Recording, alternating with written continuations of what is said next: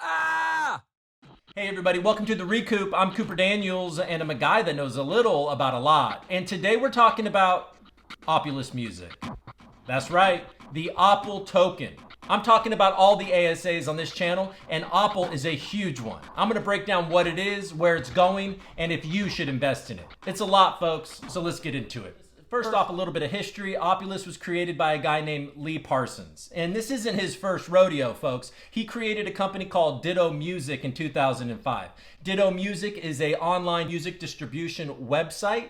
And yeah, that was created in 2005. And in 2007, they distributed the first top 40 UK hit that was done by an unsigned band. And the unsigned band was named Koopa. So, cool name. So, look, he's a big deal. Ditto Music has worked with people like Chance the Rapper and Ed Sheeran and I think the Backstreet Boys. I mean, look, they have worked with a lot of really top talent. Basically, the purpose of Ditto Music is to put the money in the artist's pocket instead of a record company's pocket, right? And now he's taking this a step further. He accomplished that, and now Lil Parsons has created Opulous Music. So what is Opulous Music? Well, Opulous Music is a lot of different things. Like, let's be real. They're doing a lot. But currently, what they're doing, I mean, it's a brand new company. Basically, what they're doing is that they are creating NFTs for the copyrights of artists' music. So they're called S-NFTs, which means a security NFT, right? So it's actually a security. You're basically buying a portion of the royalty rights to a certain song. And they've already done this with their first song. It's a song called Mona Lisa by Lil Pump and Soulja Boy, right? And they do this through a company called Republic.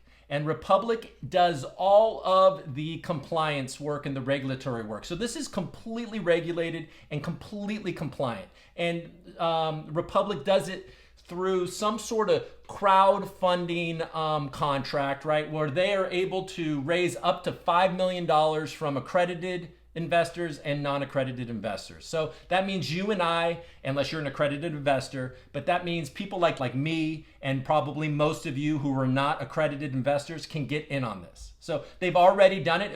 It sold out in 2 hours for Mona Lisa. And I believe the song goes something like Mona Lisa, I heard she got that Nina. If you invest in it, which I believe you can do with as little as $100, if you invest in it, you will get a portion of the royalties moving forward. So you'll be getting the royalties from all the streaming sites. The song ends up in a TV show or you are gonna earn the royalties and the publishing to these songs. It's cool as hell. I love this idea. Now, I did not get in on the Lil Pump. It sold out so fast. But let's just be honest. I'm not a huge fan of Lil Pump. I'm not. I don't know anything. I mean, I think it's the perfect artist for a crypto project to kick it off with. Lil Pump, you know what I'm saying? And it didn't just give a little pump, and there's been a big pump in Opulous. That's cool. All right. Then they've been teasing new artists. There's a teaser with the silhouette of the artist, and they gave some facts about it. It seemed awfully likely that the next artist is going to be Tyga, which you might know from songs like Rack City and Taste, I believe.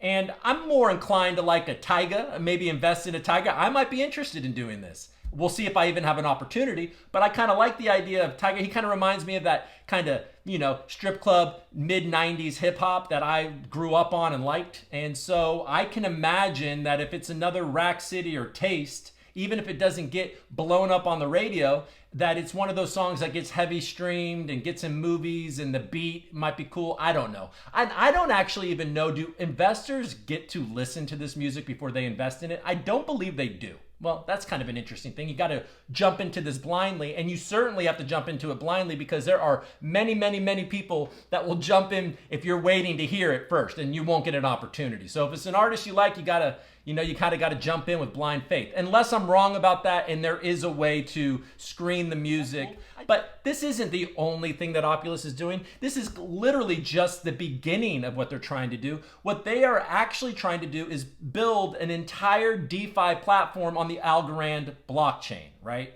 And that's going to be like an NFT launch pad. There's going to be the exchange. They're trying to create an entire NFT exchange where you can trade your rights, you can trade your portions of the royalties of songs, right? So there's going to be a place for you to swap these NFTs and a whole exchange, right?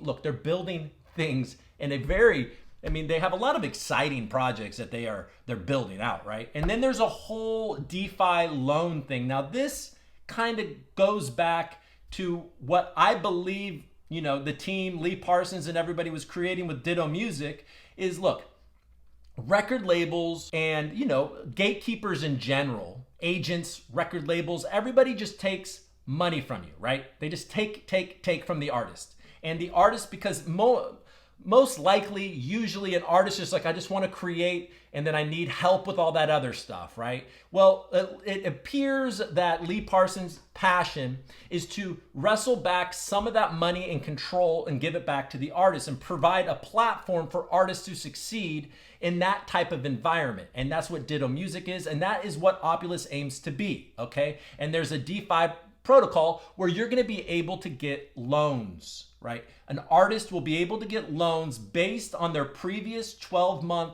royalties. So it's not crazy. You can't just go on there and get some loan because, you wrote down 8 bars of a rap song and, whatever. You have to have a track record of making some money as an artist in order to take advantage of that, which is great. And that will give artists, even these artists that have singles on the radio, oftentimes, don't have access to funding. Record labels are gatekeepers. And in the crypto world, we are trying to get rid of gatekeepers, aren't we? I think we are, right?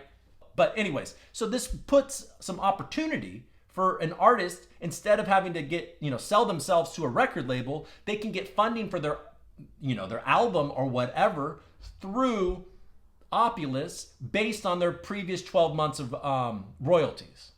And then they can make their next album, or they can continue to work, and then blah, blah, blah. They have the Opulous app they're working on. They have the DeFi protocol. They have the launch pad, and they have the marketplace. They are trying to do big things. Okay.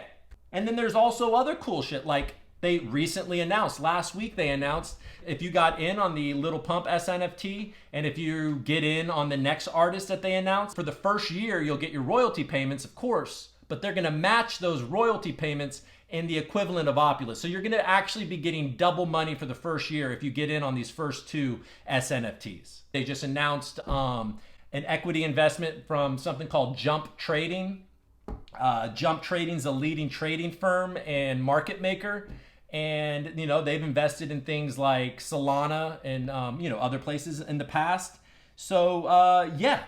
And there's also this little fact, right? A lot of people are worried about an upcoming bear market in the crypto space. Well, if you're invested in these S-NFTs, that's not going to be affected by that. It's just the performance of the song. So you are completely and utterly safe from any kind of stock market or crypto crash because you're invested in something hard, a real thing. The copyright of a hit song, hopefully, if you choose wisely. So I'm sure there's a lot of new avid Lil Pump fans out there because they want Mona Lisa to succeed. Okay, so then let's talk about the OPUL token, because there's something important to know. When you buy the OPUL token, you are not getting any kind of exposure to these S-NFTs, or at least you're not currently. And the OPUL token exists on 3 different blockchains: Binance, Ethereum, and Algorand. They're building their entire DeFi infrastructure on Algorand, so you can imagine that the Algorand blockchain is going to be the dominant blockchain, but they are also concerned about making sure that OPUL is available to as many buyers as possible. And there are perks. When you invest in these S-NFTs and you're an Opulous holder, you might be able to get in early. With the Lil Pump S-NFT, if you staked a certain amount of OPUL for a certain period of time, you got an early access to buy it. You got like 1 hour of time where you were allowed to buy these tokens. And yeah, unfortunately for that, it had to be the Binance version of OPUL. So you had to own the Binance OPUL in order to get that early access, which I'm not sure why they did it that way, but that's just the way it went. There are 500 million OPUL tokens that will ever exist. And currently there is a very, very small percentage of those that are in circulation. It's less, I believe it's about 23 million are in circulation across 3 different chains. So there is a serious scarcity thing happening. And there was a large pre-sale as well for 3 cents, 5 cents. And last I looked, Opul was about $6. Now they have locked up the release of a lot of those. So it's going to be every few months. What is it? They told me. So these pre-sale tokens that were sold at very cheap prices will be fully distributed over 2 to 3 years. It's about every 2 to 4 months they release about 10% of those tokens. So if you've been in the Algorand ecosystem for a while, you remember accelerated vesting and things like that. So look, you can expect every 2 to 4 months there to be a release of tokens into the market, which can put downward pressure on, you know, the ability for Opul to moon. But it's already mooned. I don't know. But there is pause there. Look, there's only 23, 24 million, and there's going to be 500 million. So fully diluted at $6, you're looking at a $3 billion market cap should you invest in it currently. Personally, I'm more interested in these S-NFTs on Republic, right?